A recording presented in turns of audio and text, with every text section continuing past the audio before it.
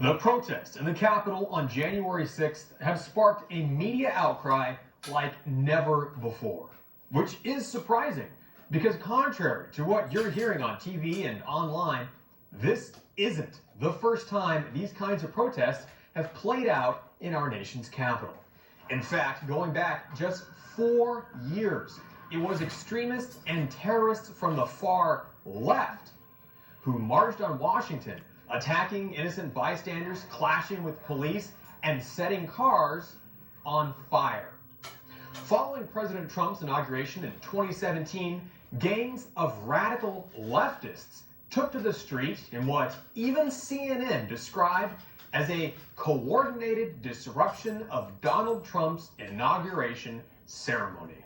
But the mainstream media showed nothing like the kind of outrage we're seeing today, all over something exactly like what the Democrats already did back in 2017 and have continued to do for the last 4 years, turning cities like Portland and Seattle into all-out war zones.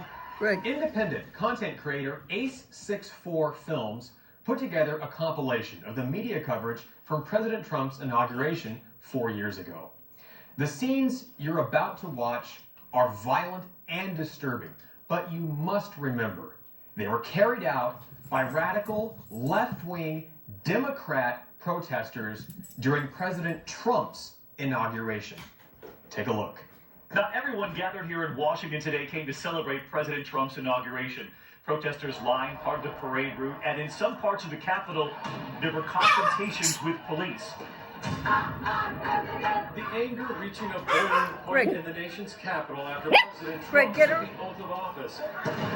Police in riot gear facing off against the protesters just 6 blocks from the inaugural parade. Unleashing pepper spray, concussion grenades, all to disperse the crowd. Burning cars and smashed windows. A small group of protesters dressed in black, their faces covered, armed with hammers and bricks. Facing off with thousands of officers on site, many in riot gear, confronting them with flashbang grenades and pepper spray. Before the swearing-in ceremony even began, protesters tried to block checkpoint entrances. During President Trump's speech, several demonstrators were escorted out of the area.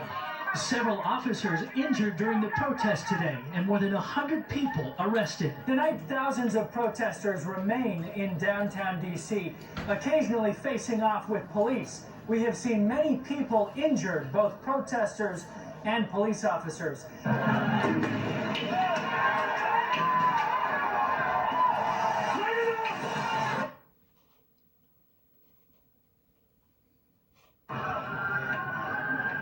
Antifa flag.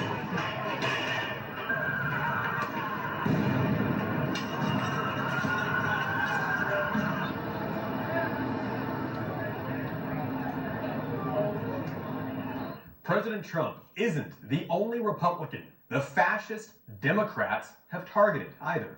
Going all the way back to the year 2001, these are the scenes from when President George W. Bush was inaugurated and radical leftists descended on Washington, D.C.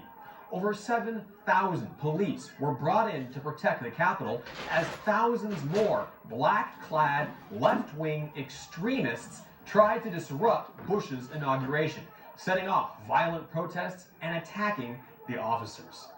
Amazingly, the Democrat mayor of D.C. at the time, Mayor Anthony Williams, condemned the protesters, calling them spiteful and telling them to give President Bush a break.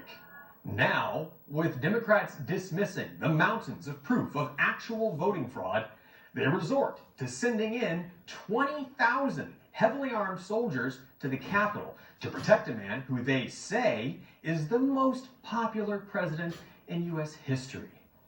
However, if the Democrats really need thousands of military troops to occupy the Capitol on Inauguration Day, then just maybe their candidate wasn't actually elected by the people.